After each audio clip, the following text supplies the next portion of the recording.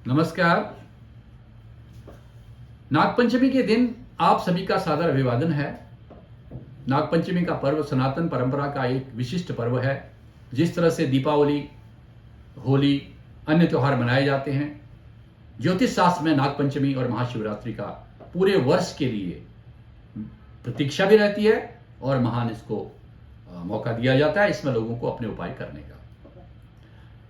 नागपंचमी क्यों प्रसिद्ध है? नागपंचमी का पौराणिक जो वर्णन है वो जाता है राजा जन्मेजय पर। जब अपने पिता को दक्षक नाग के द्वारा काटे जाने पर उनका नागों पर क्रोध हुआ।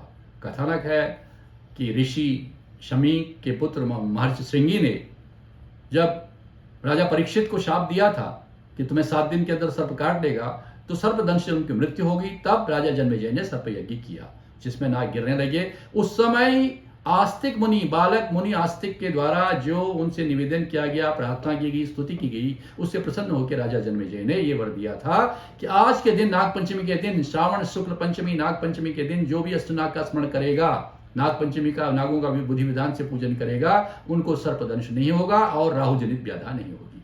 राहु जनित कोई भी बाधा नहीं आएगी। इसके निमित्त कहा गया जो अष्टनाग, 9 नाग और 12 नाग कौन कौन से हैं। अष्टनाग के लिए जो समय मंत्र बताया गया था, जिस समय कहा गया था कि जन्मेजय के यज्ञ में आस्तिक मुनि से वचनबद्ध हैं कि अगर जिसने भी नागपंचमी के दिन पूजन किया उनको राहु बाधा नहीं होगी, यह शास्त्र कथन है। उसके लिए है वासुकी तक्षकश्चैव कार्यो मणिभद्रकः ऐरावतो धृतराष्ट्रः कारकोटक धनंजयो एतेभ्यम प्रयच्छन्ति प्राणिनाम प्राणजीविनाम ओम सर्पेभ्यो नमः। यह अष्टनाग का है। 12 नाग जिससे काल सर्पयोग बनता है वो है अनंत, कुलिक, वासुकी, शंखचूड़, पद्म, महापद्म, तक्ष, तक्षक, कारकोटिक, शंखचूड़, घातक, विषधर और शेषनाग। ये 12 नाग हैं जिनसे कि 12 तरह के काल सर्पयोग का के बारे में बताया गया है। और 9 नाग के बारे में बताया गया है अनंत, वासुकी, शेष, पद्मनाभ, कंबल, शंखपाल, धृतराष्ट्र, तक्षक और कालिया। ये 9 नाग है। कोई भी अष्टनाग पर है, आप 12 नाग करें या आप 9 नाग इनको के बारे में कहें, आज के दिन उसका महात्म्य है। लेकिन सबसे बड़ा महात्म्य है कि भगवान शिव के पूजन का। भविष्य पुराण में भी ये कहा गया है कि पंचमी तिथि को, श्रावण शुक्ल पंचमी को जो नागों का पूजन करता है, भगवान शिव का आराधना करता है, अष्टनाग, 9 नाग या 12 नाग का स्मरण करते हुए उनको राहु जनित बाधा नहीं होती। अब राहु जनित बाधा क्या है हम चर्चा कर चुके हैं। राहु आपके कौन से स्थान में है कुंडली में? आपकी कुंडली में सुख भाव में बैठा हुआ है, आपकी कुंडली में पंचम भाव में बैठा हुआ है, लग्न भाव में बैठा हुआ है, 12 भाव में बैठा हुआ है, और वहां पर किस तरह से पीड़ा दे रहा है, या कौन सा योग राहु बना रहा है। राहु आपका ग्रहण योग बना रहा है, या सबसे ज्यादा चर्चित जो है आज के दिन काल सर्प योग बना रहा है, या जो दूसरा बनाते हैं गुरु के साधन के गुरु चांडाल योग बना रहा है, मंगल के साथ अंगारक योग बना रहा है, शनि के साथ पिशाच योग या कपट योग बना रहा है। ये कई तरह के योग हैं जिनका ज्योतिष में वर्णन है। और आपकी कुंडली में आपका उच्च का सूर्य होते हुए, दशम मंगल होते हुए, आपका गुरु सक्षेत्री होते हुए भी आपको उसका फल नहीं मिल रहा है, तो राहु को टटोलना पड़ता है। और आज का दिन अवसर है और कुछ लोग इस अवसर को बहुत हल्के में बनाते हैं। आज तीर्थ में जाइए, तीर्थ में जप करिए। आप कहते हैं कि घर में क्यों नहीं कर सकते? घर में सब कर सकते हैं, घर के मंदिर में सब कर सकते हैं। पूजन में, महात्म्य, जप का, उपाय का देवालयों से ज्यादा तीर्थों में, निर्जन स्थान पर, पर्वत शिखर पर, नदी के किनारे जो बताया था उसका महात्म्य है। अगर आपको अवसर मिलता है तो अवश्य करिए, अन्यथा कम से कम तिल से स्नान करिए। स्नान कर लिया है, क्योंकि हम ये चर्चा जब आपसे करेंगे, हो सकता है कुछ लोग प्रातः जल्दी उठते हैं, रात्रि तक आपको अवसर है कि जल में तिल डाल के उससे अपने हाथ मुंह धो लीजिए।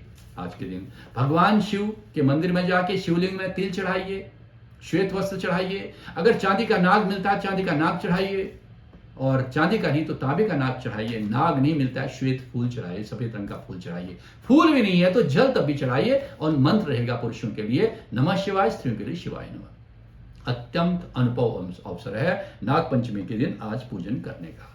साथ ही साथ यह आप कहना चाहेंगे कि आज पंचमी में ऋग्वेद जो अध्ययन करते हैं उनका उपाकर्म की तिथि भी है। अत्यंत शुभ दिन आज है। आज के पंचांग में आज का अमृत मुहूर्त है, जो आज आनंदारी योग है उसमें अमृत योग है। और पंचमी तिथि है, शुक्रवार है, और पंचमी तिथि तो पूरी रात्रि तक है, 3:14 तक है। और नक्षत्र में भी हस्त नक्षत्र है, वो भी अर्धरात्रि तक है, 2:45 तक। और उसके बाद योग तो बहुत ही उत्तम योग है, सिद्ध योग है। सिद्ध योग भी बहुत देर तक है, 1:45 तक, और उसके बाद साध्य योग है। दोनों अत्यंत शुभ योग है। करण में बप करण है, बप करण रहेंगे रात्रि में अर्धरात्रि तक शुभ योग है। बप करण है 1:56 तक, उसके बाद बालव करण है, और बालव करण वही आधी रात्रि में 3 जहां तक आपकी पंचमी तिथि रहेगी तब तक बप करण रहेगा 3:14 तक। तो नाग पंचमी को, जबकि सूर्य आज अश्लेषा नक्षत्र के 30 चरण में प्रवेश कर रहे हैं, पंचमी है, कन्या राशि में चंद्र है, और कन्या राशि में चंद्र होने से जो हम अपैठ की बात करते हैं वो आज मिथुन, तुला, कुंभ राशियों को अन्य कार्यों के लिए अपैठ है, लेकिन शिव पूजन के लिए कोई पैठ कोई भद्रा नहीं देखी जाती। इसलिए आप सबसे अनुरोध है कि आज के दिन इस शुभ मुहूर्त में, नाग पंचमी के शुभ दिन, महान अवसर को अवश्य आप प्रयोग करें। भगवान शिव के मंदिर में जाएं, तीर्थ में जप अनुष्ठान कराएं। मौका है आपके लिए इन सब चीजों को, जितनी भी आपकी बाधाएं सामने आ रही हैं उनको दूर करने का मौका है। हम तो अपनी तरफ से प्रयास करेंगे, हम तीर्थ में भी जाएंगे, जप, पूजन, दान, जो भी उपाय हो सकते हैं संभव करेंगे, क्योंकि ये पर्व ज्योतिष में महान पर्व माना जाता है। आपके निमित्त है, आलस त्याग कर शिवालय अवश्य जाइए, शिवलिंग में जल चढ़ाइए। अगर भोजन कर लिया है तब भी जाइए, नहीं भोजन किया है तो उत्तम है, शिवलिंग में जल चढ़ाइए, दूध चढ़ाइए, तिल चढ़ाइए, सर्प चांदी का नाग बना के चांदी का नाग चढ़ाइए, श्वेत वस्त्र चढ़ाइए, घर को स्वच्छ रखे, गंगा जल को भी जल में मिला के शिवलिंग में चढ़ाइए, और स्वच्छता को आज देखिए, शाम को हो सकता है सेवई बनाइए और सेवई का भोग लगाइए। सेवई उत्तम आज पदार्थ माना गया है। उपाय, कुछ लोग सांप की बाबी में दूध चढ़ाएंगे, कुछ लोग जो है दीवार पर सर्प का चित्र बनाते हुए, कुछ लोग गोबर से चित्र बनाते हैं, कुछ लोग उसकी पट्टिका मिलती है उसको चिपका के उसका पूजन करते हैं। किसी भी रूप में सर्प का पूजन करिए। भगवान शिव के मंदिर में जाते हैं तो भगवान शिव के समस्त परिवार के साथ माता पार्वती, भगवान श्री गणेश सर्वप्रथम, उसके बाद माता पार्वती, भगवान शिव, कार्तिकेय, उसके साथ सर्प की और नंदी की पूजा करिए। नंदी के साथ आज सर्प की पूजा का दिन है, और वो सर्प जो कि ज्योतिष में राहु का प्रतीक है, वो आपके जीवन में सब बाधाएं दूर करेगा, आपको पीड़ित नहीं करेगा, प्रताड़ित नहीं करेगा। किसी को जेल जाने का भय है, किसी की जमानत नहीं हो रही है, कोई न्यायालय के कार्यों में या कोर्ट के कार्यों में उलझा हुआ है, कोई बार बार परीक्षा में प्रयास करने के बाद भी उत्तीर्ण नहीं हो रहा है, किसी के दाम्पत्य जीवन में क्लेश आ रहा है, किसी की संतान नहीं हो रही है, व्यापार में बहुत घाटा हो रहा है, दुष्ट आपको सता रहे हैं, राजनीति में आपको सफलता नहीं मिल रही है, आपके विरोधी आप पर हावी हो रहे हैं, आध्यात्मिकता से मन उच्चाटन हो रहा है, संपत्ति में विवाद हो गया है, हाथ से संपत्ति जा रही है, बेचनी पड़ रही है, संतान आपको कष्ट दे रही है, आपका कहना नहीं मान रही है, माता पिता का स्वास्थ्य ठीक नहीं हो रहा है, भाई बहन की तरफ से चिंता बढ़ रही है, धन आता हाथ में बिल्कुल रुकता नहीं या धनागम रुक गया है, नए रोग आ रहे हैं या रोग का भ्रम हो रहा है, बार बार चेक कराने के बाद भी कोई रोग नहीं निकल रहा है, और मृत्यु भय सता रहा है, परिवार में कुछ न कुछ अनिष्ट की आशंका हो रही है, रात्रि में भय हो रहा है, सपने भयभीत करने वाले आ रहे हैं, मन एकांत में रहने को कर रहा है, सन्नाटा पसंद हो रहा है, आत्मघाती प्रवृत्ति बढ़ रही है, और स्वास्थ्य बार बार जो है पेट में विष बन रहा है, जो फूड पॉइजनिंग हो रही है, यह सब अनेक इसके प्रभाव हो सकते हैं, सब दूर हो जाएंगे, ये मान के चलिए। आज भगवान शिव की शरण में जाइए, नाग का पूजन करिए, भगवान शिवलिंग में सर्प या नाग चढ़ाइए,